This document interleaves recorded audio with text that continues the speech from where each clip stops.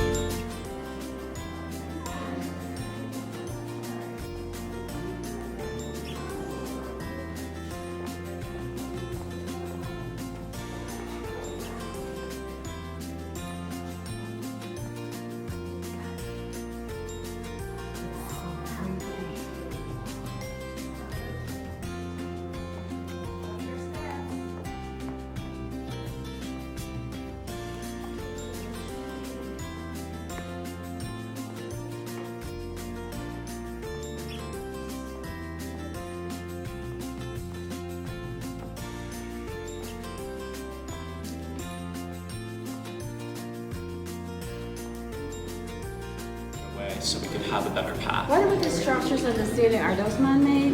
No, so these formations are natural. I'll talk a little bit more about how those form, but those are mineral deposits from the ground up above us. So those are naturally formed.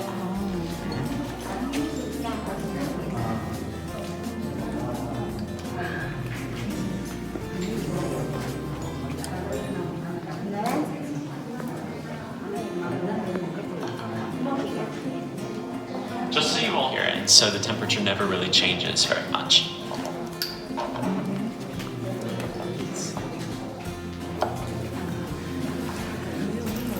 Are you guys having a good morning? Ceilings. So the ones hanging up top are called stalactites, since they hang tight to the ceiling, and the ones growing up from the bottom are called stalagmites, since they might reach the ceiling someday. Now folks, when a stalactite and stalagmite join in the middle, it forms what we call a column or a pillar. So that's the tall structure that you will see throughout the tour today. Now you're going to see several different colors of rock as well. The reddish brown color is iron oxide. It's the color of rust. The grayish material is manganese oxide, and the bright white is calcium carbonate. So those are the chemicals that form the different colors of rock down here. Now here and there you're going to find traces of green, which is our cave algae. It's not natural to the cave, it's caused by human contact. When we come down here, we bring in particles of plants on our clothing, and they grow because of the moist environment down in the cave. When we go to our next stop at the fish market, I'll have some more information for you guys up ahead.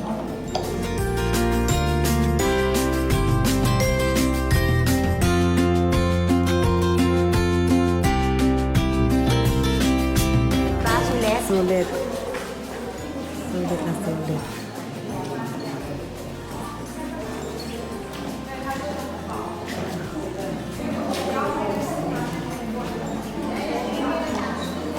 Did any of you guys have a drop of water that landed on Yeah. We have a little tradition out here, we call it a cave kiss, and it grants you good luck for the rest of the year. Wow. What about the kiss from you? You gotta count them up by the end of the tour. You might have multiple years of good luck.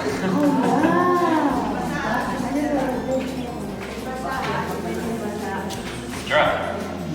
Now, I should point out that even though these rocks look a lot like fish, we don't have any fish in the cave itself, and we don't have any other animals down here.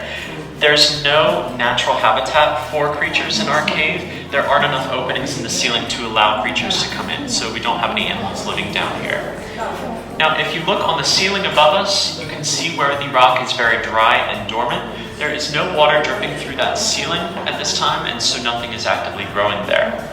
However, up ahead, we're going to pass by our largest body of water in the caverns, which is formed from water dripping from the ceiling above it. It is the largest body of water in the caverns, about 2,500 square feet in area, and it's very shallow, only a few inches deep. The reason it looks much deeper is because it provides a perfect reflection of the ceiling. So once we get to the top of the hill, you can feel free to take a look at Dream Lake. I will meet you.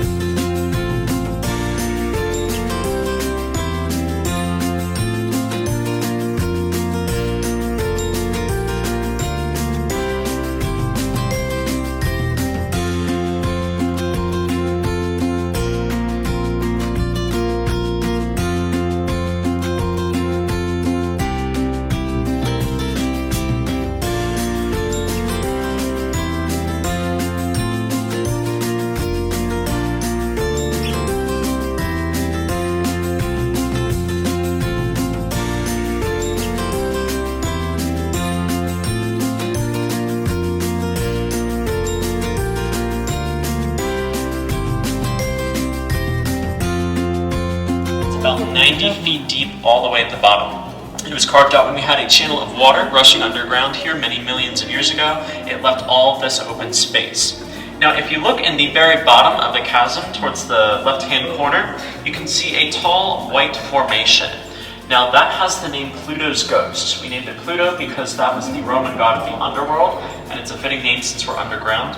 And it got the name Ghost because when the explorers came through here with only candles to guide their way, they thought in the darkness of the cave that actually was a ghost or a spirit.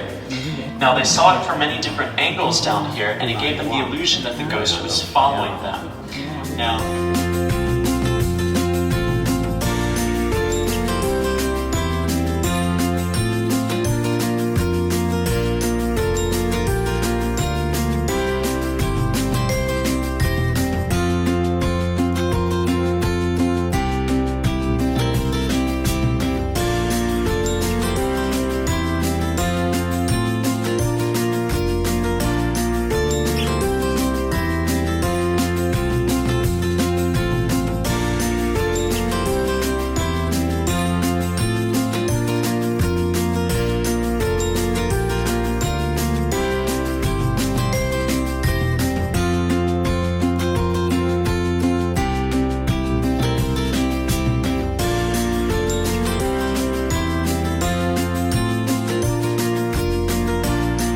we're going down on the pathway below us, which was not fully carved out at the time, and they found tiny chips and fragments of bone embedded in that column.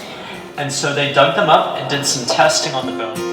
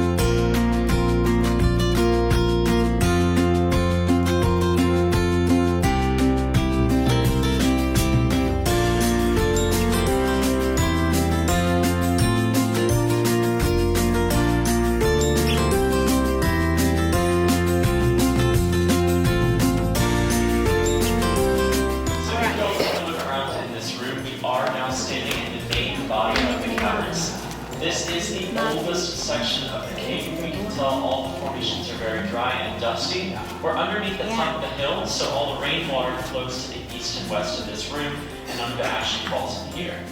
Now, a couple of interesting formations I like to point out are the Liberty Bell, which is in the back of the room, otherwise known as the Taco Bell around lunchtime.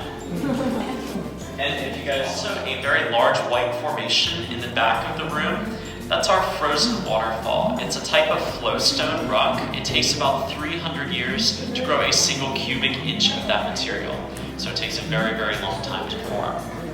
Now, when we go into the next room, we will get a glimpse of our largest and oldest formation in the cave at the giant redwood tree. When you guys are ready, you can follow me around the turn. 这个厅是所有溶洞里面最老的一个，因为你们看它像一个钟一样，他们说也他开玩笑也像那个 Taco Bell。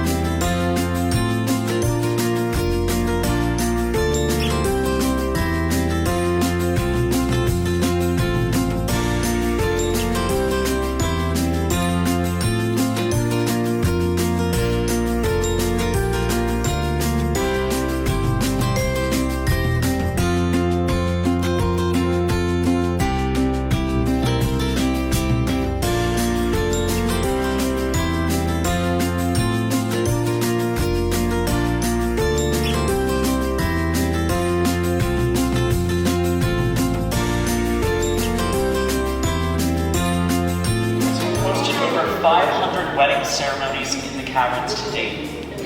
Now, those wedding ceremonies take place in our next room, which we'll see in just a moment. That room is called the cathedral. It's also home to our great stalagmite organ.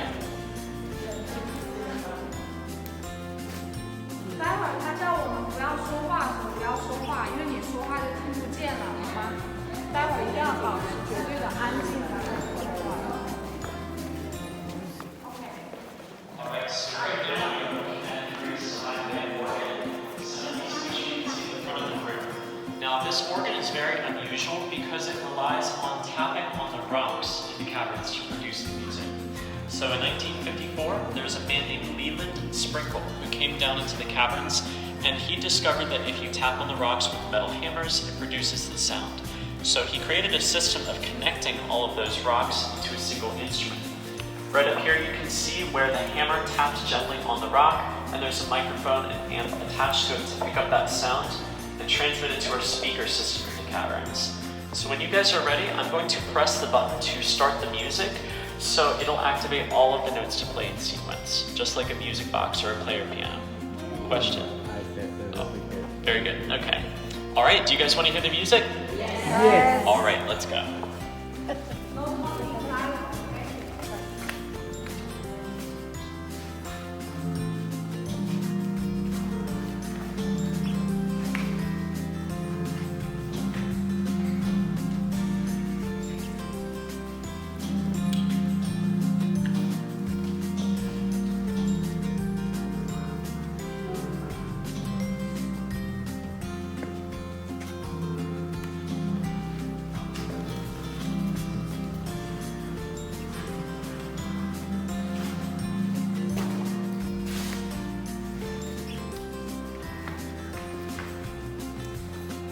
Alright, now you guys can see you've been to the caverns and heard a rock concert. And from this spot we are going up the hill towards the wishing well. So when we get to the wishing well, you can feel free to pull out some spare change, toss it into the well and make a wish. You can see a plaque above the wishing well that lists which charities we've donated to over the years with the collections. So you guys can follow.